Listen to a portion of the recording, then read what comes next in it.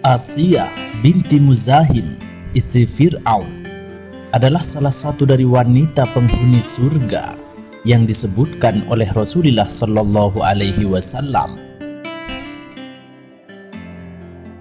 Dikisahkan bahwa saat itu lamaran Fir'aun ditolak oleh Asiyah karena Asiyah tahu bahwa Fir'aun adalah orang yang buruk sifatnya. Dia mengaku sebagai Tuhan dan seluruh rakyatnya diwajibkan untuk menyembahnya.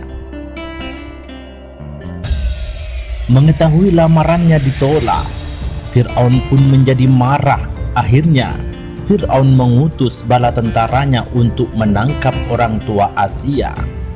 Mereka pun dipenjara dan disiksa. Sebab Fir'aun adalah raja yang zalim. Dia berpikir dia adalah penguasa dunia dan dia berhak untuk melakukan apa saja yang dia mau. Tapi dengan sifat yang sombong itu, dia tidak mampu mendapatkan hati dari Asiyah. Kemudian Fir'aun pun memaksa Asiyah untuk menikah dengannya. Padahal Asiyah sudah menolaknya dengan tegas. Bahkan Asiyah berkata, "Aku tak sudi dinikahi Fir'aun. Dia adalah raja yang ingkar kepada Allah Subhanahu wa Ta'ala." Entah bagaimana ceritanya. Apakah Fir'aun mengancam untuk membunuh orang tua dari Asiyah atau karena hal yang lain? Pada akhirnya Asiyah pun terpaksa harus menikah dengan Fir'aun. Asiyah binti Muzahim adalah salah satu contoh yang bisa diteladani oleh orang-orang yang beriman, khususnya kaum wanita.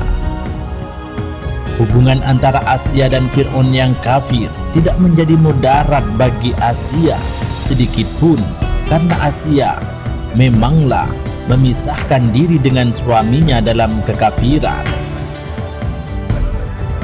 Suatu riwayat menyebutkan bahwa ketika malam pertama saat Fir'aun ingin menggauli istrinya saat itu, datanglah sosok iblis perempuan yang menjelma sebagai wujud Asiyah. Kejadian ini terus berulang kali setiap Fir'aun ingin menggauli istrinya itu.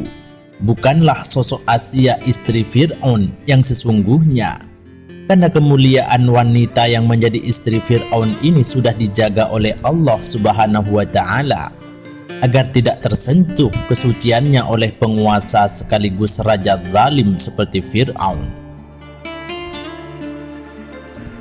Asiyah secara diam-diam beriman kepada syariat Nabi Musa alaihi salam. Asiyah menyembunyikan keimanannya di hadapan Fir'aun karena khawatir apabila suaminya tahu, maka nyawanya akan terancam seperti Masito, tukang sisir putrinya Fir'aun. Asiyah tak tahan dengan perbuatan biadab suaminya yang tega menggoreng hidup-hidup Masito dan semua anak-anaknya. Ia marah besar kepada suaminya Fir'aun dan mendatangi Fir'aun. "Celakalah engkau wahai suamiku, alangkah beraninya engkau kepada Allah Subhanahu wa Ta'ala," kata Asiyah. Fir'aun terkejut mendengar istrinya menyebut nama Allah persis seperti yang dikatakan Masito. Fir'aun pun marah, kemudian meminta Asiyah menarik kata-katanya kembali, tapi Asiyah tidak menurutinya. Akhirnya Fir'aun pun semakin marah mendengar perkataan Asiyah hingga ia mengusirnya. Esokan harinya Fir'aun mengumpulkan seluruh pejabat-pejabat Mesir dan bertanya pendapat mereka tentang Asiyah binti Muzahim. Fir'aun berkata bahwa Asiyah telah menyembah Tuhan selain dirinya. Maka pejabat-pejabat Mesir itu meminta Asiyah harus dibunuh.